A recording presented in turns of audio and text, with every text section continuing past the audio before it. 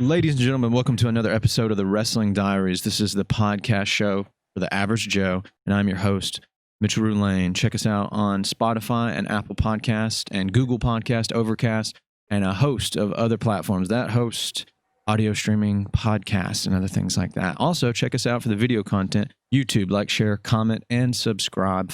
Hit the notification bell for more content. We release once a week, usually on Tuesdays for audio, Wednesdays for video. And today I have a very awesome guest who was a fellow classmate of mine, I guess if you wanted to call that, in the London Royal Academy, Mr. Natan, and I've done forgot your last name. Verkhovsky, man, close enough. Verkhovsky. What is that? Is that Jewish? Verkhovsky? It is. Okay. Natan is the shortest version of Nathan, Nathaniel. And at its core, it's a Hebrew name. It actually translates, and my Hebrew's awful. So from what I've been told from friends, it translates to gift of God. It's a verb, as in God gave, and it's used in that way. So, not like I don't have a lot to live up to. That's really interesting. So are you of Jewish faith? Like, do you go to synagogue and stuff like that, or? You know what? Well, obviously, I don't know how to pull that one off with, the current situation going on. But, that's right. Even for Hanukkah, for example, I had my 11-year-old daughter make her own menorah out of like tin foil and little candles, and we lit one and focused on it. We went through, online, grabbed the prayers and said it out loud. So I love the spiritualism. I love the symbolism. I love anything that deals with that aspect much, much more than any set system of rituals and that kind of procedure. That just appeals to me much more.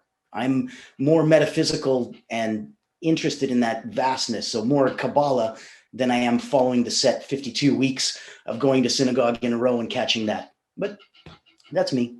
I gotcha. Oh, and for everybody, for people listening that don't know you, which might be a big host of people, tell people where you're at right now. Where are you at? What's your location? I'm over in Montreal. I'm in Canada. I'm in Montreal, Quebec, Canada. I'm the only guy here who doesn't speak French. So that's where I'm at. But I was born in Russia. And in that context, being Russian born, we left, I think, around 79. And you get a chance to immigrate if you say you're going to Israel and if you're Jewish. And that's literally the only way that you could leave Russia back under communist times. And so my parents filled out like the application form to leave and immigrate about 4 years before I was even born. Because you know that Russian joke, right? Where the guy goes into the Russian, government building and stuff like that and says, "Hey, I need a plumber. My thing is leaking water." He goes, "No problem." Boom. Takes the appointment, sees it's going to be in 10 years. That's the earliest plumber that comes out. And it's on Tuesday, October 3rd, 2033. And he goes, "No problem." He starts walking out, and then he stops and goes, "Wait, what time?" And the guy's like, "Bro, it's 10 years from now. Who cares what time?" He goes, "No," he goes, "because I have the cable guy coming on Tuesday as well." So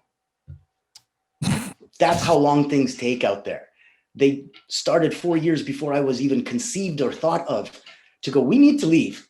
And that's that whole process. So when we left, my mom, who's a concert pianist, she played a little bit at La Scala, the giant opera house over in Italy. We popped over there. And then we had family and relatives that put us up and sponsored us over in Canada. So we immigrated directly to Calgary, Alberta. I grew up there till I was about 19 or so. My dad was, he was an awesome guy. He was working with Young Canadians Grandstand Show. He was teaching courses at the local college in gymnastics and power tumbling and stuff. And then Cirque du Soleil came by. Saw what he did, fell in love with him and said, "Hey, you want to move to Montreal?" And he's like, "No, man, I'm good. I've been here for the last 2 decades. I've lived my life. I've set myself up." And they're like, "But we'll pay you so much more. And it's so awesome. And have you seen Montreal? Just come over for the week. All expenses paid, you and your family." And he's like, And you can't help it. So you come over and poof. And so we moved. And I went to University of Concordia. I was working on a bachelor poli-sci there. Realized absolutely don't want to go this way. Thought more. Wait, hold on. A bachelor of what now? Oh, poli-sci, political science. Oh, okay. I didn't get the abbreviation. Okay. Up here they call it poli-sci up here. You know what I mean? And it was one of those things that you like looking at it around year 2 or so, and you're like, "Oh man, I looked at what year 3 holds. I just don't want to go to any of those classes. I don't want to actively learn any of those things. How on earth am I going to pass that test? This isn't going to work at all."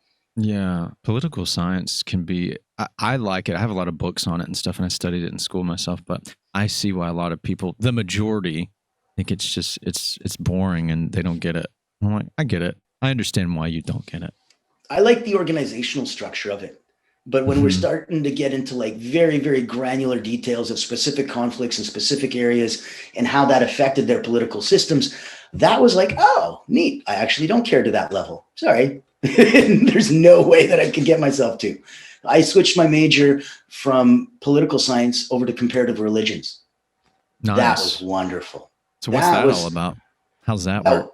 That was very, very cool. Me going into like the very first class, which was me saying, you know what, I'm curious about my Judaism, because when you come from Russia, it's not practiced. So like my bar mitzvah, when I turned 13, it was in a Chinese restaurant, man. Really? So, wow. Yeah. There was no rabbi. There was none of this stuff. Like people brought gifts and stuff. So we honored it as best we could, but it's non-practicing in Russia. Like all that stuff you see on Fiddler on the Roof with like, the pogroms and stuff like that. Sure, maybe that was like 100 years ago. But there's hardcore anti-Semitism as it is. It's not something you happily walk down the street tradition and singing Fiddler on the Roof. No, you'd be dumb. Yeah. So that's why my parents left, for opportunity and things and for lack of persecution. That's why it was never practiced. That's why we didn't know. That's why we don't speak that language or rock those traditions. Not because we don't agree or because we think we're too good for that. We just never were exposed to it. When we came here, we started to be, and definitely not in Calgary, but only in Montreal. That was neat. And so that's why I said I'm going to study comparative religions. My first day, I remember I go into a Jewish history class, and there's what looks like a rabbi teaching at the front, but he was Reform, and he had his kippah on. And so everyone gets in, everyone sits down, and he's like, hey, I'm Rabbi Katz, and I just don't want to intimidate anyone here and stuff, so I want to make sure that everyone feels comfortable. So in case this thing bothers you, click, click, takes it off, puts it down on the table. Immediately, 1/3 of the class gets up and leaves, bro. They were like, what the hell? You can't do that. You can't do that. And as a Reform rabbi, he kind of made it sound like, yeah, you can. So after 1/3 of the class gets up and leaves, I think the biggest lesson I learned from there was the difference between history versus memory, where they talk about something like Hanukkah and the professor makes you go through the exercise and say, look, the memory is a beautiful event and it's a celebration and there's 8 days and it's a magical and miraculous thing that, a little bit of this lasted for 8 times longer than it should. And that's a beautiful thing to celebrate. Hope, redemption, overcoming, the David and Goliath story, all of that. He goes, but that's not history. That's memory. He goes, the history is, you got a group of people, rightfully or wrongfully, they are the governing group of people of that area. Whether they took it by force or they did it, whatever they did, your people used to be self-governing. Now another group of people came over and now they're governing. And a small militant group within that doesn't want to pay their taxes, doesn't want to pay their dues, doesn't want to bow down and worship the gods of the ruling people that are ruling your little city. So instead they come out and they do a military coup and they kill the officers. And then they run into the hills and they hide in a cave. And then when everyone's running to persecute them and looking all around them and the whole city's in a manhunt, they stay up in that cave for fear of getting killed. And the little bit of oil that they managed to go should have only lasted them 1 night, but it lasted them 8 crazy nights. Whoa. That's history versus memory. We don't like to look at it that way. Another 1/3 of the class gets up and leaves. Bro, he had like 4 people left at the end of that class, man, let me tell you. But it was so what the point of education was, so the point of what like real learning is. Like I get to be a director of my own academy now. So I try to live up to that. You know what I mean? Where he's such an amazing instructor. He didn't give a crap about himself and what you thought of him. Or, he was there to help provoke you, invoke you, evoke something from you, man. It was so powerful, left clearly a mark with me. So I like that. Yeah, a real quick random subject change because that was Sure. some deep that you just dropped off there. But I know what it is that looks different about you because I asked you if you cut your hair and you said you didn't. You shaved. Yes, You're sir. clean. That's what it is. Yes. Yeah, because I was like, something looks way different about Natan. I hadn't seen Thanks you for in a working, while. bro. It's true, brother. I was like, he cut his hair. No, you did cut your hair, but it was just the ones that was on your chin and your mouth. We cleaned it up so you get to see all the facial expressions. Also, I was sitting here looking at you while you were talking. I was also thinking, do you do Halloween up there? Do y'all like celebrate Halloween and dress up and all that? We do. We just didn't this year. Yeah. Well, if you ever get to do a costume party, you should do like a fake dye on your hair white and then do the mustache. You could totally do Albert Einstein, man. Ooh, Yeah, like seriously. that. When I put this up, Legit. I can do Gary Oldman out of Dracula. When you first hit his castle and that shit is all gray and up at like a 45, like Bride of Frankenstein style, I could totally rock that. Oh God, I loved him in that movie. Bro, I fell asleep on the couch one day, like years ago. At that point, I think 7 or 8 year old daughter comes over and just starts braiding my hair. And this is like a thick Jufro, so she was going crazy on it. Jufro, I love it. And at one point, I wake up and I'm like, oh, these are cool. And I just left them in too long. I got busy doing things. Weeks go by. I look and I'm like, hold on, that's not a braid anymore. That's a dreadlock. I'm like, wait a minute, that's a dreadlock. Oh my God. I've got like a dozen dreadlocks and I'm like, wagwan, Brodrin. And all of a sudden I speak patois. It was crazy. It was crazy. Yeah, your hair kind of reminds me of Eddie Vedder too from Pearl Jam. Amen. The way his hair looks. It's like thick and he's got just random dreadlock here and there. Random you fell asleep on the couch. Don't do it, bro. Your daughter's going to braid your out of nowhere. You're going to turn into a whole different guy. So funny. So earlier you were talking about how your dad got the opportunity to work for Cirque du Soleil. Let's talk a little bit more about that, because you also worked for Cirque du Soleil as well, if I'm not mistaken, correct? In a non-official capacity. It was kind of a fun story. They like headhunted him. They brought him over. They wowed him and downed him. So he brought the whole family. We came over here. I'm like 19. I start University of Concordia over in Montreal. And I think for like the first 2-3 months, we were living in a hotel just till my mom could figure out the real estate, because she's always a real estate player. So she wanted to figure out what are the good areas, where do you want to buy, settle down, and then flip in a couple of years and stuff. That was her game. And she was also a concert pianist. So all my musical training comes from her. I won the Kiwanis Festival when I was 12 I almost got a scholarship to go and play and stuff, but they asked me like, is this something you want to do? And I'm like, yes, but to about a little bit more than the level I'm currently doing. Not that much more. Y'all want me to go live this and breathe this. It's not my thing.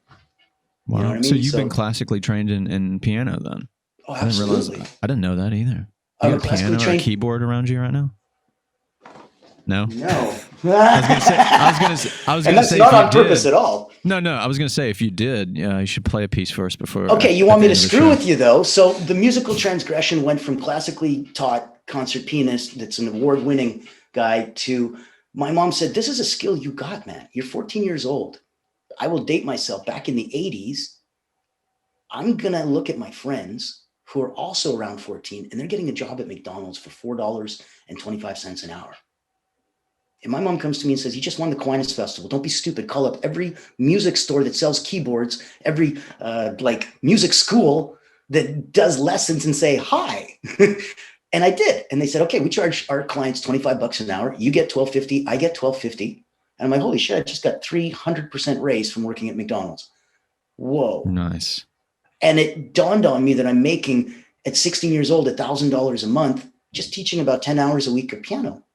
Just part-time, happily at my mom's house using my mom's piano when she's not busy teaching because she had a music school.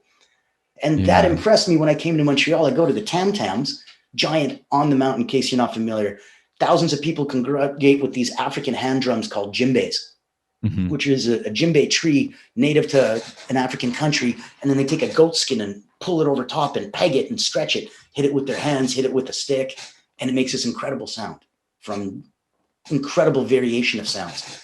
And so you've got 1,000 people congregating on the mountaintop, and literally everyone's playing a beat, but nobody said, "Hi, follow me," or "Let's begin," or there's the most amazing musical meld, like birds when you watch them all turn left, or fish when you see a school move and you're like, who said, "Hey, everyone, 3, 2, 1, left"? But it does. And so musically, somebody probably more senior would come in and they would start. And then before you know it, somebody pops in the corner. Somebody in the and then it comes together and you're like, holy crap. And that's 3 people. So then you got 1,000 other people trying to say, I need to figure out the shortest, quickest, simplest musical version of that so that I can absolutely try to jump in on it. Because if you're playing with other people, and I learned this afterwards, because drums was easy. Everyone's got to follow you. I was an accent drummer. I wasn't the bass guy. I didn't want to keep the beat for the entire song. I wanted to play accents and trivials. I wanted to do like a musical. I wanted to be more a percussionist than a drummer in that sense. And I got a chance to do it. I recorded an album with the Bremertown musicians. just because they switched beats 3-4 times and I was the only guy drummer who could keep up with them. And I got a chance to do that as a folk music album. So I got album credits. I got into a studio. I understood what that whole world felt like. And then as much as I fell in love with that, years later, I was like, man, I need my own thing. I need something that's not cool, that's not popular, that's not out there right now. And lo and behold, I fell in love with blues harmonica. For that. Oh, wow. Yeah. So that I do have handy, but if you want to pause the recording thing, let me take 30 seconds. I'll go whip one out and come back. Well, when we end the show, we'll probably have like a little brief break, and then you can bring it back and perform for us at the end. Deal. I'll give you a hookup. That is a beautiful inspiration, man. Oh my God. For this, but anyways, I don't want to go too far off topic, because we were talking about the Cirque du Soleil, and then you were explaining about how you were living in hotels, and then we went on a tangent about the classic pianist thing, and then we came here. I love tangents, though. Anyways, go on. And the funny part is that the guy who trained me on djembe hand drums is the best drummer in Montreal and was performing at Cirque du Soleil. So he was their percussionist. And when you've got a dance teacher telling you 3, 4, 5, 4, 6, let's go, and you got to come up with a cool rhythm for that. And then everyone goes, and then 3, 4, 2, 4, let's go. Change. And you got to be that guy who knows a million rhythms that'll work and change on the spot and stuff. So he goes on a 2-week vacation. I'm his best student. And he says, Natan, cover that class for me. And I'm like, my dad's at Cirque du Soleil, right? It was crazy mix, man. It all meshes together. So my dad's been there 27 years now. And to end that story and put a bow on it, this is the year that he was supposed to retire this summer. But as you know, Cirque du Soleil goes bankrupt, receivership, who knows who bought it, who sold it, what's going on. But about 14,000 people, he was one of them, gone. So there is none of that magical, here's your retirement package or whatever extra bonuses you could expect after almost 3 decades of giving your life and dozen plus shows that you helped be a part of from the beginning to the end. That's tough stuff. That was what helped me come up with, I need to get the hell away from what I'm doing that's so self-serving and self-focusing, with me just being a coach, a performance coach, or this, that, or the other thing, and saying, I needed to go back to the people, our classmates, and say, hey, we just spent a lot of time and spent a lot of money learning how to make an ecosystem. And that ecosystem is 40 hours a week promoting a webinar at the end of the week. And if you did it right, yay, enough people came and bought your thing, and you could hopefully do it again next week and not go get a job. And I hated that. I hated that so badly. My first thing I did was go back to my people, my classmates, and say, y'all want to stop this online selling thing that we were taught how to do and maybe consider online teaching? Anybody want to teach something? And those first dozen people, man, right from our group, came with me. They came with me when I first opened the academy, right away in June, July. It was crazy. So explain to everybody listening what your academy is. Personal Momentum is what it's called, correct? No, Personal Momentum. You see behind me, that's the name of the book. I became a best-selling. I became a best-selling author at the end of December. That was a fun journey because I wrote the book with a broken thumb. So that was like the title of the second book, how I wrote the first book with a broken thumb. That's tenacity. So you finished the book after the book is after you started the academy, then, correct? Oh yes, absolutely, and during as well. Yeah. Okay, so explain to us about the academy. What is it? What does it offer people? The Essential Academy. If you look at that Simon Sinek talk where he talks about your why, our why is very, very simple. We believe that education must be transformational, not just informational. So we're not looking to spend $20, download a PDF and call that learning. I don't accept that. The same way that I have a hard time swallowing you're 22 years old and you call yourself a life coach. And I don't care what online agency you got certified at. That bothers me. So real talk, the people who came to join us, they're experts. They've got education, experience, expertise. There's 4 plus. I think we're up at 52 users from around the world. The last people who came a week before the new year, lady from South Africa, a gentleman from Australia, another lady from New York, and a gentleman over in London, Ontario. And just everywhere teaching their things, sharing their magic. They're all experts at what they do. This isn't where they come to, hey, how do I pay the rent? They're all gifted people. They're all good at what they do. This is another, on one level, a revenue stream. On another level, a way to go, on my website, I'm self-promoting. Right. So it's my movie. I wrote it. I starred in it. I directed. I acted it. I'm like, dude, how good can your movie be? Relax. You know what I mean? Those indie movies can only be so good. But over here, this is like an Academy Award-winning movie with an all-star cast. You shine just by nature of the other PhDs, sitting professors, doctors, industrial engineers, psychologists, nutritionists, the incredible group of people that are assembled there. You automatically look like an expert. And when somebody takes a look and says, yeah, but are you a part of this? No, man, this isn't part of my network or my website or my ecosystem. This is something I separately am honored to do. I separately paid to do. I am separately reimbursed to do. Like, paid advertisement. Yeah, this is that. This is an absolute different way for you to collaborate with other instructors around the world.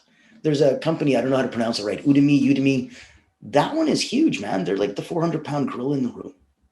And we never want to be there, because you click on their main site and it says, hey, become one of 1,500 plus instructors. Why the hell would I want to do that? I'm not even going to be a fart in the wind. You'll never find me. You'll never find my courses. So at the Essential Academy, it's one of 100 active instructors at any given time ever, period. That means that, like Bitcoin, it's scarcity. The person who was the first instructor who bought in and paid the registration fee paid a hell of a lot less than the 99th person who'll be coming in. And it's significant only because it's a skin in the game situation. It's a commitment and a personal involvement on your part.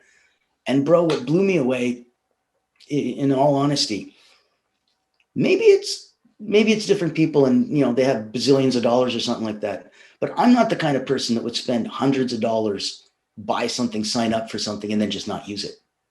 You know what I mean? Mm-hmm. So it blows me away when I see people that would come on, look personally qualified, look interested, look like it's the right time and situation in their life. I go through the screening process. I walk them through the gauntlet by fire. They come over on the other side. Now they pay their registration fee. They do their onboarding, and then I don't hear from them. They don't put up a course. They don't get active. And you ask yourself, how the hell is that possible? It wouldn't be me, but I have to accommodate that it may not be the right time for everybody. And for whatever reason, whatever it was that motivated them to join me at that moment may not be, like life. Life's what happens when you're busy making other plans, right? Yeah. So anything could happen. Their financial, their health, their stress, their business, who knows, man. Well, sometimes too, people make choices in life, big choices even, impulsively. People are very naturally impulsive about things, and they don't really put so many thoughts. And then they end up being like, oh, this isn't exactly what I wanted to do, or I don't feel confident enough to keep moving forward. I think that happens sometimes with stuff like that.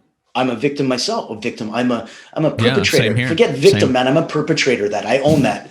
Yeah, I remember just trying to get into new technologies and saying, this is going to be amazing. This is going to be a game changer. And $2,000 later, I'm like, crap. Now I need to spend 2,000 hours. Christ, I thought it was just $200. $200, no worries. $2,000, no worries. 2,000 hours. Oh, I'd rather you take extra money.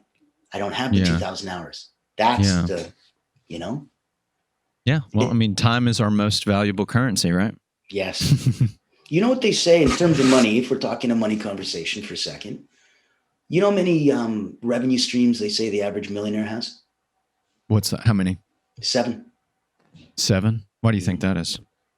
Because A, you're not eggs in one basket. B, if you had a core idea and you were personal branded, you could expand that easily to half a dozen ways to monetize. Like me, myself, personally, I'm looking at it purely as an accolade. This is in no way, shape, or form to brag or to talk money on a recording or anything stupid like that. Mm-hmm. And I also do want to acknowledge that just because it says revenue stream doesn't mean it's a large one, right? So let's qualify what we're talking about, but then actually let's throw like some numbers and quantify it as well. So one of my revenue streams is my book. Yes, I'm a best-selling author. And you can see a copy of it behind me. If you want a copy, go to Amazon, wherever the hell you are in the world, type personal momentum, look for the Phoenix, you're done. But that's not a massive monetized revenue stream. Not going to be a millionaire from the book, bro. You know what I'm saying? Mm-hmm. But does it count? 100%. Anything that cuts you a check counts. So all of a sudden you start thinking, well, you know what? I'm doing a podcast, but it's not doing a lot. I'm only, charging $1 per podcast right now. That's okay. Because when you get to 600 podcasts, it's not about the fact that you made $600. It's the fact that you have 600 podcasts and that somebody wants to come by and for $100,000 buy the rights to that. outright. That's the difference. That's how somebody like what's his face? Joe Rogan sold his podcast for, what was it, 100 million? Yes.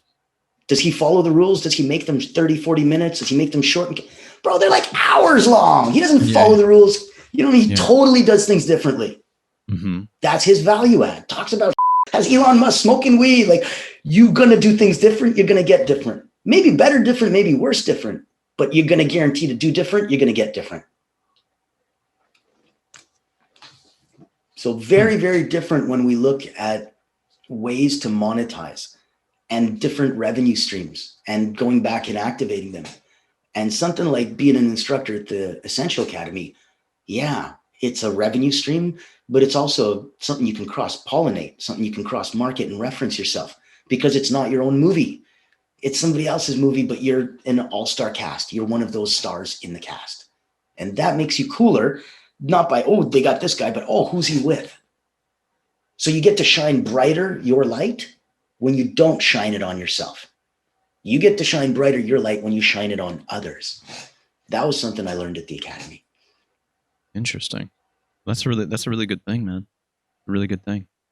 So tell us a little bit about your book that you released. The book is cool. The book is different than anything. And I know everyone says First of all, let me ask this. How long did it take you to write that book? About 27 years. Are you serious? That's the short answer. 27 years. No, about 24, to be honest. When I came, and that was why we did that backstory, when my dad came to Montreal, and he's doing that Cirque du Soleil thing and stuff, it took me a couple of years while I was busy doing other things and stuff. I'm mid-20s now, and I'm done with Concordia. I'm done with the university thing, and I'm studying at my mom's, who's a medical hypnotherapist. $10,000 worth of books and videos and library, and it's all VHS back then, right? So you can imagine going through that, and I'm going through this classical training, and I'm getting certified, and I'm licensing in medical hypnotherapy, and the whole switch that went off in my head that changed everything for me was I came from financial. I came from $1 million round table selling life insurance. I came from not being able to turn it off and wearing a suit 7 days a week, pitching people in line in front of me at the grocery store to buy life insurance off me because I couldn't turn it off. And at 24, I had a nervous breakdown and I had to turn it off.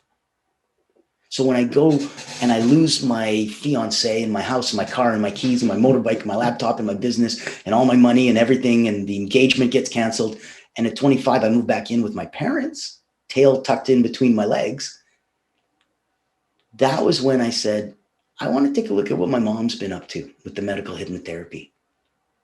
Just because a thought dawned on me.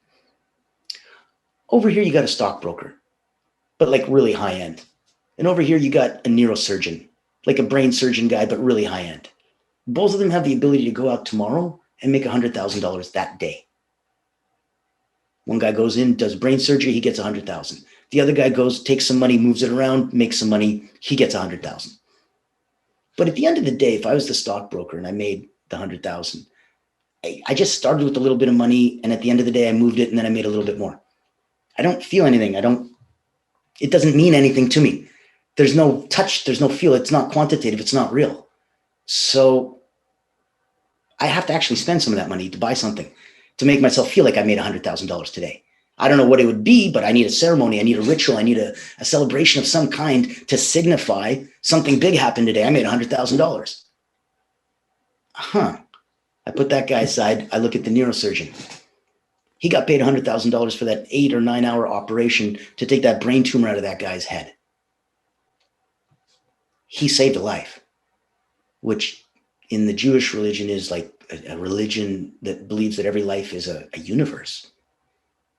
And if he saved that whole universe, he feels so good. He doesn't need to spend none of that $100,000 to buy anything to quantify that he just made $100,000, because it was never about that. And I said, that's what I want to do. Not be a neurosurgeon. I want to help people, right? I don't want to take $1 at the beginning of Tuesday and end with $1.50 at the end of Tuesday. That's not who I am. That's not what I want to do. So I want to help people. And I know that, holy crap, if you do it at the highest level, you'll be well paid. So that's okay too. Because that would be nice, right? I'm an immigrant. I come from poor. I know what that's like. So I'm not greedy and, opportunistic. I just don't want that for my daughter or my family or to be able to help my friends. That's where I'm coming from. And that's what's in the book, huh? Well, I guess I don't have to read it now. Thank you, brother. Thank you. What I did was when I went to Cirque du Soleil and I had a chance to work with about 120 of the best athletes in the world, privately on the side.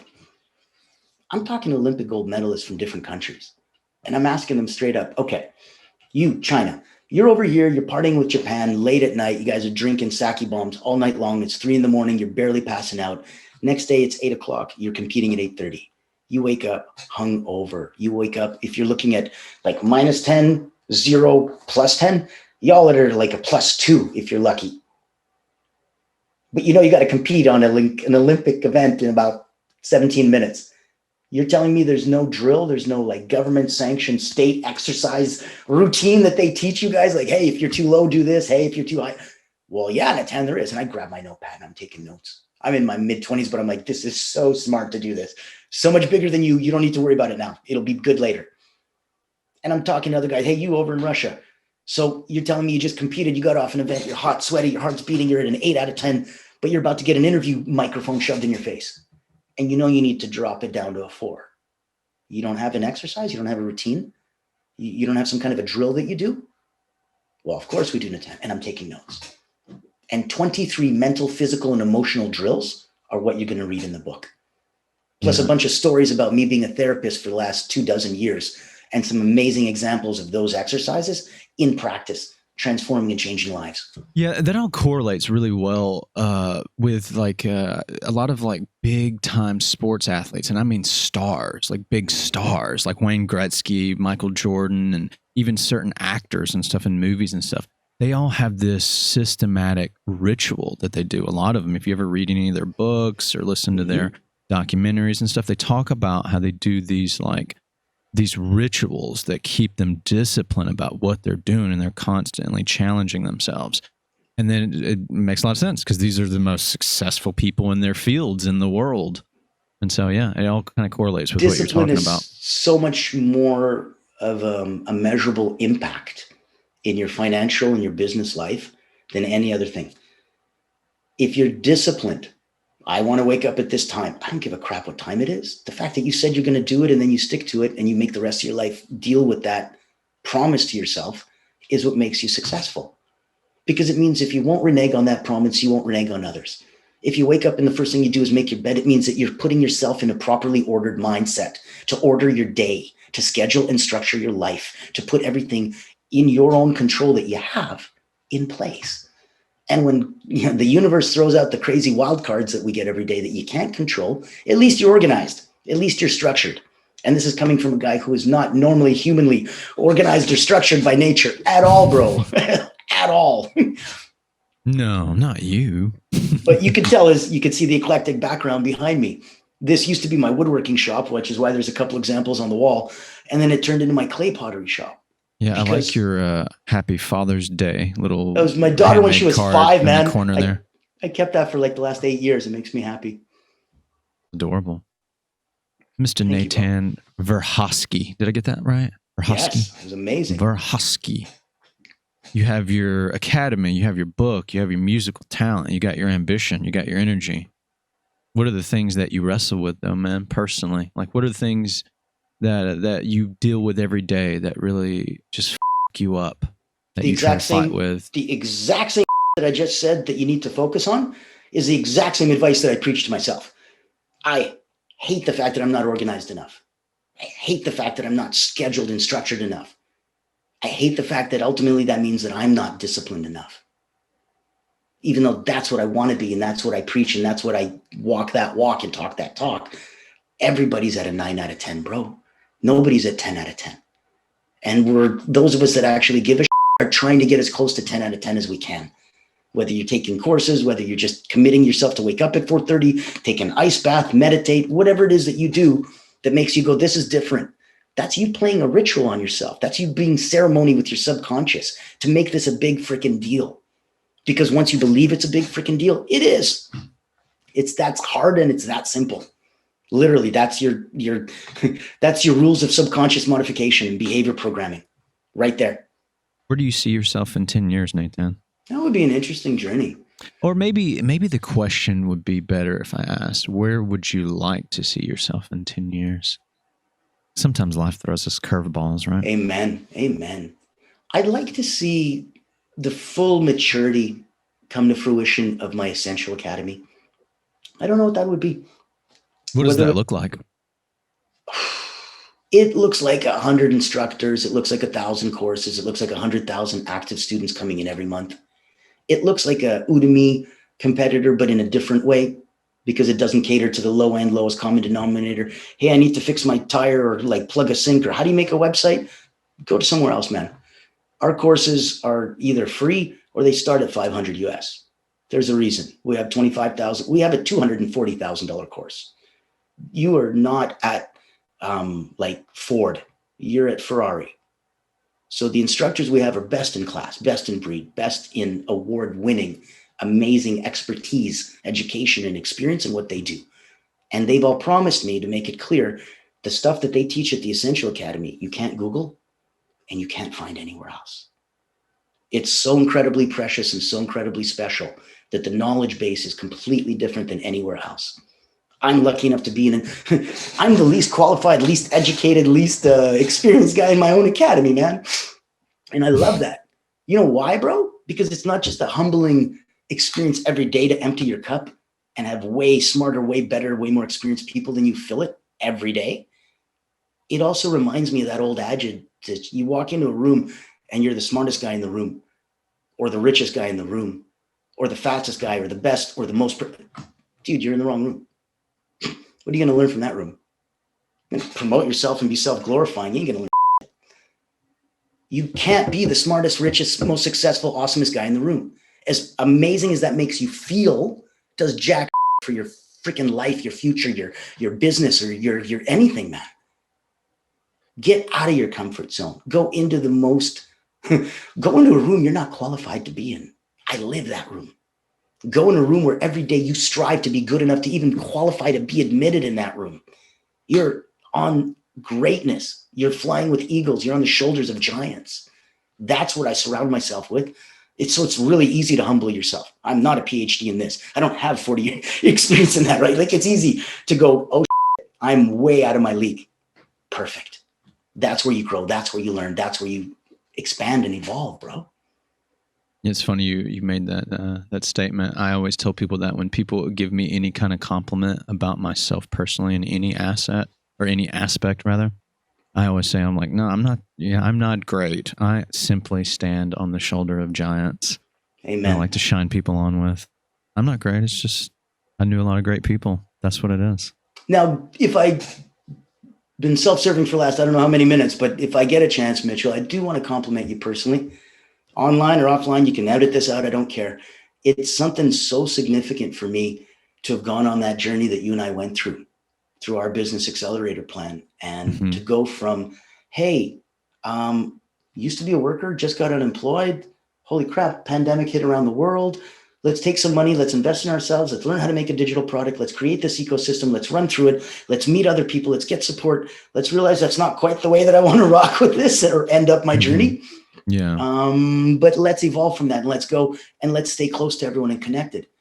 Like, we finished that course 6, 8, 9 months ago or something crazy. Yeah, it's crazy to think about. Word, bro. And now almost a year later, you and I are talking. Yeah. And what a difference our conversation would have been a year ago. It would all been like, full of piss and vinegar. Like, oh, hey, man, I'm awesome. I'm excited. I'm so looking forward to blank. Yeah, I need 10 minutes to explain to you the things I've done in the last 9 months. It's been nuts. I haven't slept. That's an easy answer.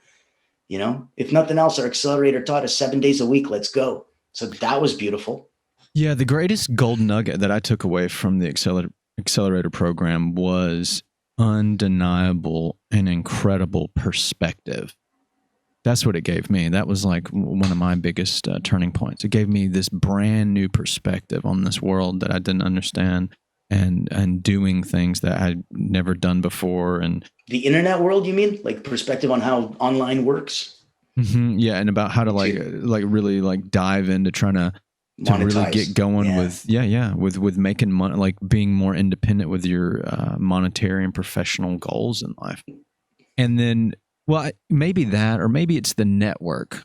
Maybe the network's the biggest gold nugget that I got because that whole global community thing. Because I made a lot of friends. Like, you know, I'm really good friends with a lot of people that were on our team, in our class, whatever. And I got instructors from our team, like half a dozen more. And every Facebook group that I went through, because I went through that accelerator program, and he said, hey, you start putting out videos, buddy, every day. I don't care if you like them. I don't care if you want them. I don't care if you think they look good or not. You put them out. And in the process, I started the accelerator with 400 Facebook friends. 2 months later, when we're done the accelerator, I had 2,200. And I didn't send out one single invite, bro. I was getting 20, 30, 40 invites a day. And I was just like the pretty girl at the dance. Accept. And then out of nowhere, I'm like, hold on, all these people from Nigeria that are asking me for money, wait a minute. You know what I'm like? Okay, so I need to do some screening. And now I got 20, 30 people a day that I reject compared to the 2 or 3 I let in. I got a lot of good porn spam profiles. Yes. Beautiful women that think I'm just totally worth joining their chat group. Yeah. Okay, one profile picture. To see more, click on my link below for my private web chat.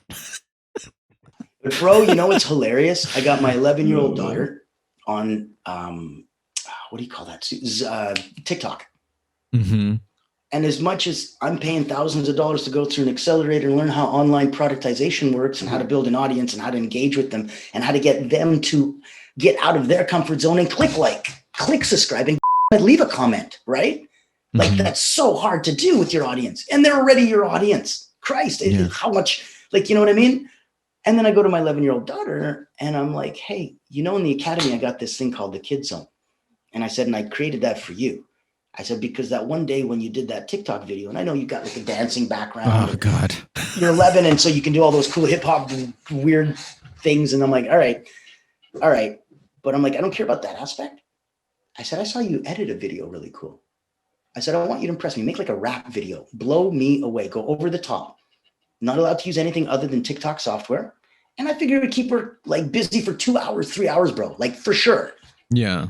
20 minutes later, she comes back and it looks like a $2 million rap video. There's explosions. I'm like, I give it to my wife's friend who's like a graphic designer. And he's like, yeah, your husband's doing great. What is he like? First year university? I'm like, no, it's my 11-year-old daughter. No software on TikTok. So I go to her and I'm like, is this just magically something you can do? Or is this, you know, something you know how to show and teach and can help others with? Oh, daddy, some of my videos, when they get 9,000 likes, you know, when people ask, I'm like, you got 9,000 likes? Holy Jesus H. Christ. I'm like, I'm clearly taking notes from the wrong person. Wow. Yeah, man. And she's like, a couple of people ask me, you know, how do you do this? She goes, so I've made explainer videos. I'm like, at 11, you've made explainer videos walking you through how to be. I'm like, yeah, you're coming into the academy. So anybody who's an instructor at the academy, since you already went through it and you know how to put up videos yourself, you can bring your kids in for free and they can be an entrepreneur and they can learn how to do this. And mommy and daddy will guide you and, you know, Uncle Natan will help finish it off. But what an impact we're trying to make with the nonprofits, with the so many altruistic efforts we're trying to do. It's not like any other academy on there and stuff. And I've looked, I'm not trying to be self-serving. I'm saying if it was, I would have joined with them. I would have seen if there's a way for us to collaborate, because I'm way more about collaboration than I am competition. I like to cooperate. You know what I mean? Yeah, same here. I mean, it's building communities, super important. It's how you get a leg up in life, you know? It's trade, it's bartering, it's friendship, it's knowledge, it's communication. It's everything. It Amen, really is. brother. Amen. Really is everything. Natan, thanks for being on the show today, bro. Thank you so much for having me. Got a lot of stuff out there. He's I was gonna say, if we didn't have Rain on yesterday, Matt, he would have been the most energetic guest I've had up to this point. Talks fast. He's got a lot of energy. He's very just sporadic and spastic and, you know, full of life. But we had this young lady on yesterday who was just, oh my goodness. She was quick and just, I couldn't keep up. I got sweaty. I had to take my jacket off listening to this person. Look, man, I promise to have a triple espresso next time. Have me on again and I'll go faster and harder. It'll make more of an impact, Mitchell. Hell yeah, man. I hope you had fun on the show, dude. Thank you. And thanks for reaching out to me. Let me get you to go ahead and plug in your business stuff, your academy, your book. How can people find you on social media? Do your own plug here, sir. Sure. So quick and easy, the simplest way, if you go to Facebook, if you type in my name, which I'm sure Mitchell will spell out properly, Natan Verkhovsky for you, that'll get you directly to me. There's thankfully only one of me. So that connects you and lets you see. If you want to connect on LinkedIn, again, only one Natan Verkhovsky, and you'll get to see a little bit of the back end and the work and the progress that I've done. If you're looking to get a copy of the book, first of all, you can get a free Reader's Digest condensed version, the PDF of all the exercises, drills, and techniques in the book. You can get that over at the Academy for free. Just quickly jump in, register, and you're done. So that would be a great start to everything. If you want the stories in the back end, go to amazon.com, wherever you are in the world, punch in personal momentum. Look for right there in the back. You see that phoenix rising from the fire in the black? That's what you're looking for. My name, Natan Verkhovsky. So that'll get you a copy of the book. If you love the book, if you're like, these exercises work, these drills make sense, it's made an impact in my life, but I would love to have the author, the instructor, the guy who created these kind of walk me through them and talk me through them. He's been a therapist for 24 plus years. Then on the Academy, you'd want to take a look at personal mastery, controlling your activation levels. It's based on the book. The same exercises and drills is now me walking you through it, guiding you step by step in video, interactive with quizzes. There's a certification. It's a whole big hoopla, and it's awesome. And it gets you involved on a much deeper level, and you can keep those exercises forever. And if it resonates with you and you can't help it, and you need even more, I do personal, very private, like 4 people a month maximum, professional personal coaching. And on that, I help take you to a limitless level, personally and professionally. So you can find more about me. I'll share all my contact information. If you'd love to go to the Academy, take a look at the 4 dozen other people that make me look little in comparison and all the amazing things they get to do, go to www.essentialacademy.org. And yes, you need to put the WW in there. I don't know why, but all of that would work if you did it that way. That's my plug. Excellent, man. Thank you for doing that. 2 seconds.